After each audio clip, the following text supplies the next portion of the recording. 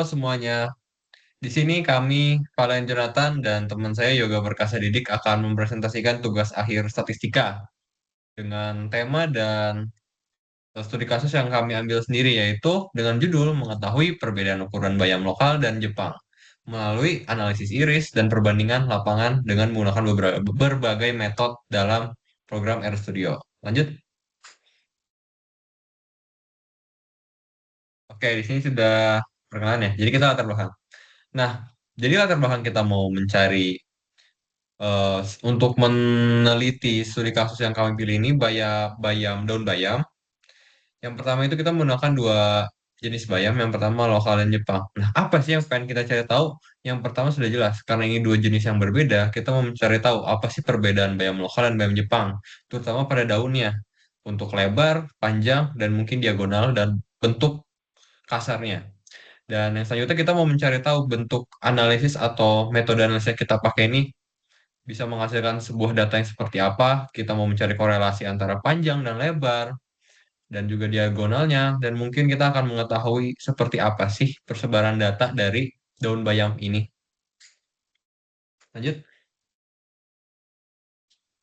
Oke, kita sudah mempunyai sebuah latar belakang. Selanjutnya itu tujuan. Nah, tujuan kita ini apa sih?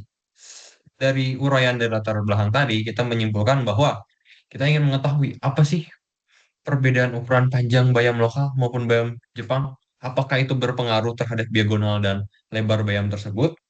Dan yang kedua itu mencari tahu alasan kedua bayam ini berbeda. Jadi kita ingin mencari tahu gitu, kenapa bayam lokal dan bayam Jepang ini berbeda dari bentuk dan karakteristiknya. Yang ketiga itu menganalisis dan memvisualisasikan data hasil analisis agar kita bisa membuat sebuah kesimpulan untuk berguna bagi kita dan menghilangkan rasa penasaran kita. Lanjut. Oke, mungkin untuk ini akan dijelaskan oleh Yoga. Nah, di sini kita akan berkenalan dengan bayam lokal dan juga Jepang. Kalau seperti yang kita tahu kan bayam punya banyak macam nih, kayak bayam merah, bayam kuning, bayam lain-lainnya, sebagainya gitu kan. Nah, di antaranya ada bayam lokal dan bayam Jepang. Kedua bayam tersebut sangat mudah untuk dicari di Indonesia dan bentuknya hampir serupa. Kadang orang tuh bingung cara ngebedain bayam Jepang sama bayam lokal.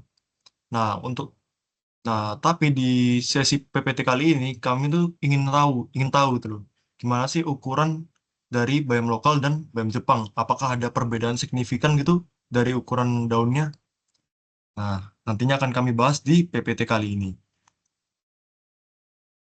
Jadi di sini kami menggunakan metode pengukuran yang paling banyak itu di metode pengukuran analisis. Tapi untuk mengetahui apa ukuran bayamnya secara manual, kami memakai mistar berukuran milimeter.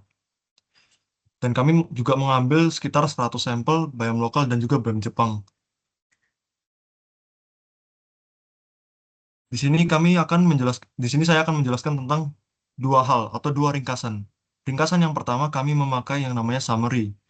Ringkasan yang kedua kami memakai describe. Kalau mau memakai describe berarti harus memakai library sheets. Apa sih bedanya summary sama describe? Jadi gini, di summary dia tuh memuat sebuah data di mana datanya ini nantinya kebanyakan akan dipakai untuk box plot. Sedangkan untuk describe, datanya ini sangat lengkap, kebanyakan numerik, dan itu akan sangat terpakai di scatter plot dan juga histogram.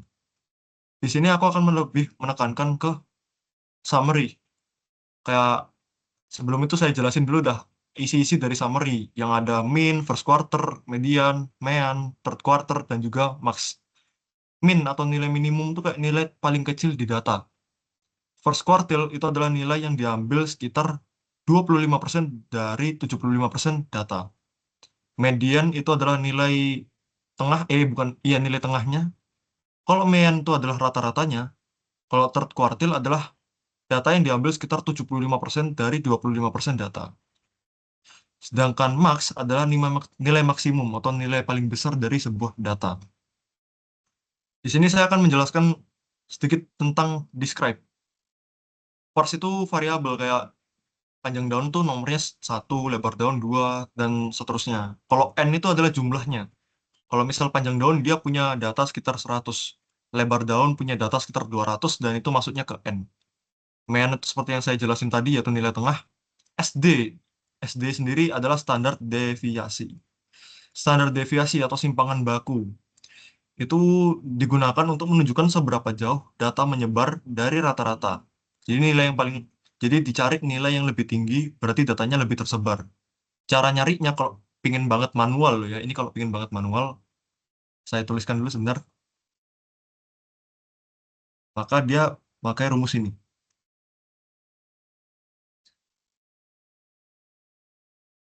Ini sigma, xi berarti variabelnya, kurangi mean,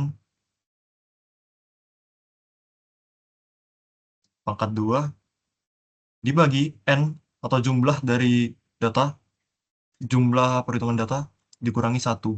Ini untuk mencari manual standar deviasi. Nah, kita lanjut. Ada yang namanya median, nilai tengah, kayak tadi.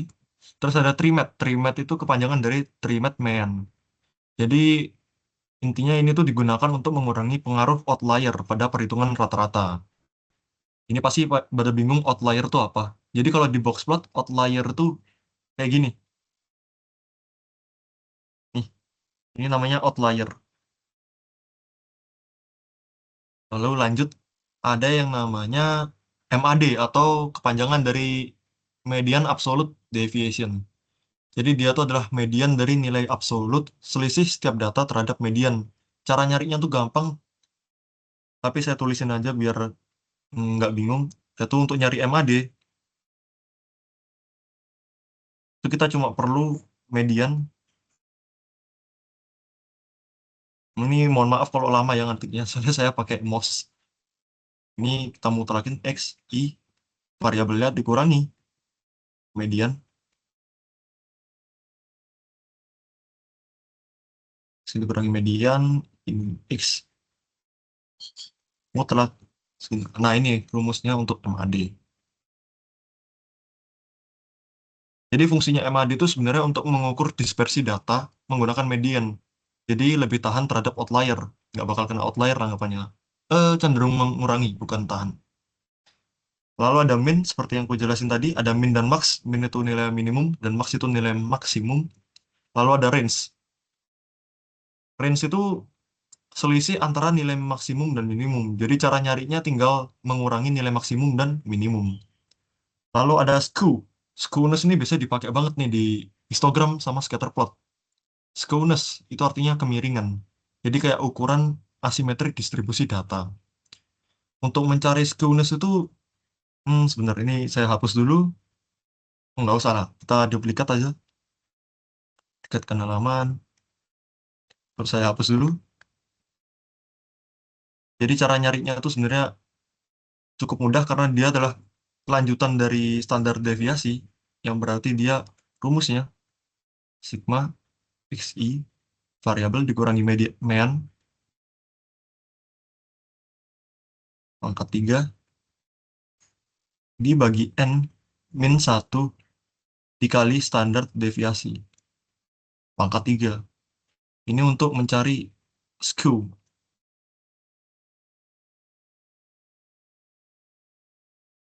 Nah, skew.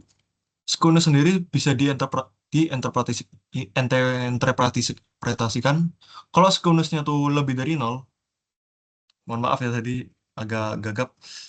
Kalau skewnessnya S lebih dari nol, maka distribusi condong ke kanan, ekornya panjang ke kanan.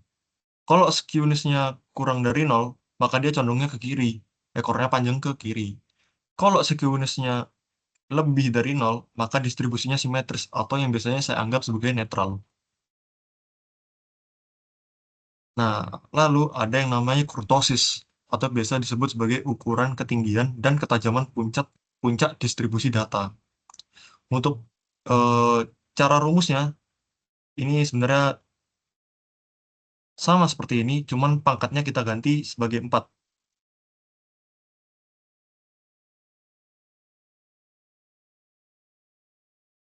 Intinya si pangkatnya ini kita ganti sebagai 4. Kalau misal mau nyari kurtosis jadi 4, ini juga menjadi 4. Ntar kalau mau nyari apa kurtosis kita kurangi 3 di bagian sininya, bagian situ. Lalu yang terakhir ada yang namanya standard error atau ukuran ketidakpastian dari Mean. Untuk rumusnya sendiri adalah standar deviasi dibagi sama akar penjumlahan seluruh data n. N yang ini. Nah, habis itu kita lanjut ke dalam box plot. Sebelumnya apa sih itu box plot? Box plot sendiri adalah metode grafis untuk memvisualisasikan distribusi data guna memperoleh wawasan dan membuat keputusan yang tepat. Tapi sebelum itu kita harus paham dulu nih isi dari box plot yang ada di sini. Tadi kan saya udah menjelaskan tentang min, lower quartile, upper quartile, median, dan juga max. Tapi saya belum menjelaskan tentang whisker dan juga interquartile range. Whisker sendiri adalah garis ekstrim, garis vertikal. Garis vertikal yang memperluas box plot ke arah atas. Jadi atasnya tuh ini, dan bawahnya tuh ini. Kalau bawah disebut min atau biasanya lower quartile. Atas tuh biasanya disebut sebagai upper. Upper whisker atau lower whisker penyebutannya. Jadi untuk mencari lower whisker dan juga upper whisker, kita harus menggunakan rumus seperti ini. Rumus yang digunakan adalah kalau misal mau nyari L lower whisker, maka tinggal kuartil 1 dikurangi sama 1,5 dikali sama interquartile IQR. Tapi kalau mau nyari upper upper whisker, tinggal Q3 tambah 1,5 dikali IQR. Dan ini bakal lebih mudah lagi kalau kita menggunakan teknologi seperti Excel atau R yang nantinya akan kita lihat gitu hasil dari lower whisker dan juga upper whiskernya. Dan untuk visualisasi dari lower whisker dan upper whisker sebenarnya bisa kita lihat di bagian ini. Oh ya, saya jelasin nanti aja lah. Kita kan belum jelasin IQR. Apa sih itu IQR? IQR sendiri adalah rentang antar kuartil pertama dan juga kuartil ketiga. Jadi untuk nyarinya tuh tinggal kita kurangin aja kuartil 3 sama kuartil 1. Maka dia jadi interquartile range. Interquartile range. Kalau gitu kita lanjut ke pembahasan box plot antara daun bayam lokal dan juga bayam Jepang. Sebelum itu kalau kita lihat ya, box plotnya ini si interquartile range-nya ini turun, turun whisker. Sedangkan punyanya bayam Jepang interquartile range-nya tuh naik gitu loh. Maksudnya apa sih ini? Dan dilihat-lihat juga mediannya kayak lebih besar punyanya bayam Jepang nggak sih? Nah, kita akan bahas tentang mediannya dulu. Untuk ngelihat mediannya lebih besar atau enggak, kita butuh yang namanya summary. Kita balik lagi. Di summary sini, kita bisa lihat nih, median punya bayam Jepang, dia ini lebih besar daripada median punya bayam lokal. Kalau mediannya tuh lebih besar dari bayam lokal, berarti dia tuh condong ke kuartil 3, atau yang disebut sebagai upper whisker. Ya, upper quartile juga bisa sih, upper quartile atau upper whisker. Tapi kalau dia lebih kecil dari apa tuh median lawan, ya dia condongnya ke lower whisker. Nih. Dan soal whisker loh ya, kalau sejauh yang saya analisis, whisker kalau turun, jadi whisker kalau turun ini, maka dia ada lebih banyak data atau outlier di bagian bawah distribusi. Tapi kalau whiskernya naik, berarti ada lebih banyak data atau outlier di bagian atas distribusi data. Distribusi data kita bisa cek melalui summary. Ada code-nya kok. Bisa. Pakai summary juga bisa, pakai describe juga bisa. Ntar ketemu. Nah, ini sebenarnya dapat menandakan kalau bayam lokal kita itu mempunyai panjang daun yang cenderung menurun gitu, lebih besar panjang daun dari bayam Jepang. Dan hal ini bisa kelihatan dari box plot lain. Sebentar. Nah, ini box plot dari lebar daun. Kalau kita cek nih ya, nih, oh nggak usah lah, ini kayaknya cara tradisional. Kalau cara gampangnya kita lihat aja mediannya. Median tuh nilai tengah ininya. Kalau kita lihat mediannya, dari sini aja udah kelihatan. Median lebar daun panjang bayam lokal itu 52,0.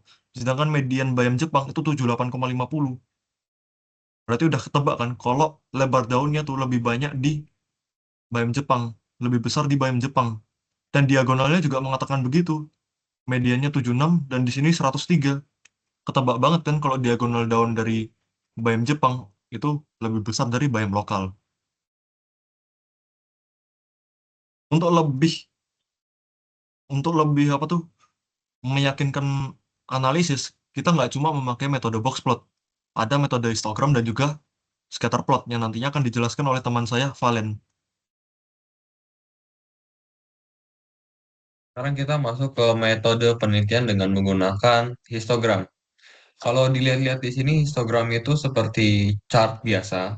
Cuman bedanya dengan chart biasa di sini, histogram itu dia menggunakan sebuah interval dari data-data yang kita punya. Dan kalau kita lihat di sini, ini untuk panjang keseluruhan, jadi tidak ada pembedaan antara daun lokal dan daun Jepang, daun bayam Jepang. Nah, bisa kita lihat di sini gitu. Dari panjang, di sini daun bayam bisa kita lihat bahwa dia lebih cenderung memanjang. Bisa dilihat dari mana? Bisa dilihat dari histogram, di mana rentan data yang kita punya histogramnya itu 0 sampai 200 dibandingkan lebar daun yang 0 sampai 150. Dan kalau kita lihat diagonalnya juga, sebenarnya diagonal ini kan dia perbandingan antara lebar daun dan panjang daun. Otomatis dia akan pasti lebih besar daripada panjang dan lebarnya. Itu udah otomatis. Dan dari histogram di sini tuh kita bisa tahu apa sih? Yang pertama dari histogram ini kita bisa mengetahui skewness walaupun dia tidak terlalu efektif. Karena bisa kita lihat di sini, dia akan membuat sebuah grafik melengkung, entah melengkung ke kiri, netral, atau ke kanan. Nah, itu bisa kita lihat dengan histogram. Tapi itu dengan histogram ini itu tidak terlalu efektif. Jadi kita lebih baik menggunakan summary atau describe yang sudah dijelaskan dari Agoy. Oke, boleh lanjut? Oke, yang selanjutnya ini scatter plot. Kita menggunakan scatter plot PR. Nah, scatter plot sendiri ini tuh adalah grafik atau chart sebar yang fungsinya itu yang paling terlihat adalah untuk membandingkan antara satu variabel dan variabel lain. Di mana ada satu variabel yang namanya variabel independen, di mana variabel itu yang kita menjadikan acuan sebagai sebuah pembanding dengan variabel dependen, yaitu variabel tergantung, di mana variabel ini akan kita cek apakah dia tergantung dengan variabel sebelumnya atau tidak.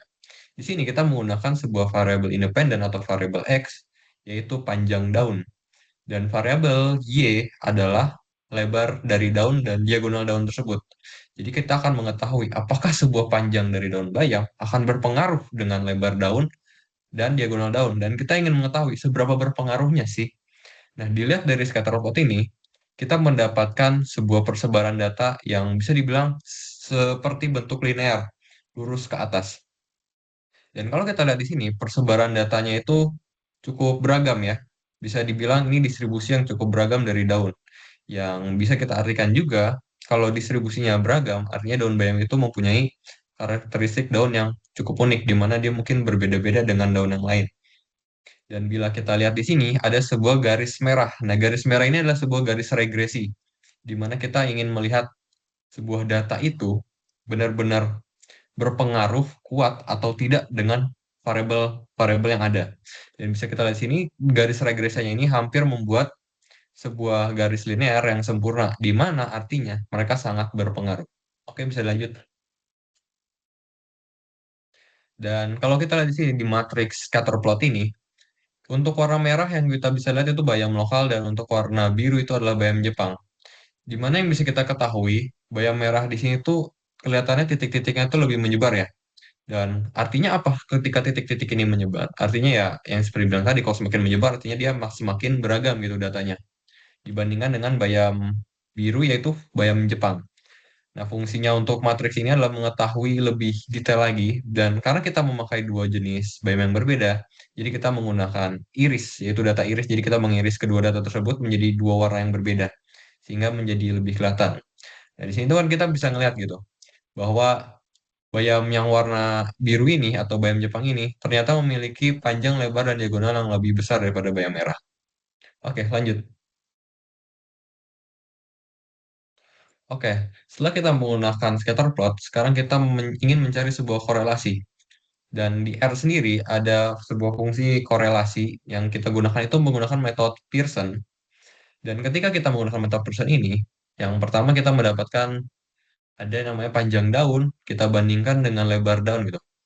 Jadi, dijelaskan di sini bahwa panjang daun dan lebar daun memiliki korelasi 0,89, atau bisa kita bulatkan ke atas yaitu 0,9. Di mana untuk angka sebesar ini 0,9 itu artinya dia sudah berkorelasi dengan sangat kuat. Dan bila berkorelasi sangat kuat, artinya setiap kali ada perpanjangan daun atau pertambahan panjang, maka di situ sudah dipastikan ada perpanjangan lebar yang hampir setara atau linear lah. Dan yang kedua itu dengan diagonal. Ya sama aja sih seperti lebar daun. Karena ketika panjang daun memanjang, di metode sebelumnya dijelaskan bahwa daun juga lebarnya juga akan memanjang. Dan ketika begitu sudah jelas diagonal pasti akan memanjang. Karena diagonal ada perbandingan panjang dan lebar daun tersebut. Oke, lanjut. Oke, Nah, di sini jadi kita langsung sampai kesimpulan. Akan dijelaskan oleh Yoga. oh, oke, maaf ya tadi. Nah, di sini untuk kesimpulan, kami meringkas beberapa poin-poin penting nih. Kayak yang pertama, panjang daun sangat berkorelasi positif dengan dua variabel lain, lebar dan juga diagonal, dengan korelasi sekitar 0,9 positif seperti yang dijelasin oleh Mas Valen tadi.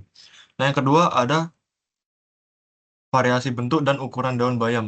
Cukup banyak untuk membuat variasi data, ukuran bayam cukup tersebar. Jadi gini loh, seperti yang kita sudah analisin tadi di box plot, scatter plot, data iris, kita kan dapat melihat nih, kalau bayam lokal dan juga bayam Jepang, itu terutama bayam Jepang ya, itu mempunyai irisan data yang beragam gitu. Jadi kita dapat memperoleh kesimpulan kalau variasi bentuk dan ukuran daun bayam cukup banyak, sehingga membuat variasi data ukuran bayam cukup tersebar. Begitu, terima kasih sudah melihat PPT kami, sudah menyimak PPT kami. Saya Yoga Perkasa Didi dan juga teman saya Valen. Terima kasih. Assalamualaikum warahmatullahi wabarakatuh.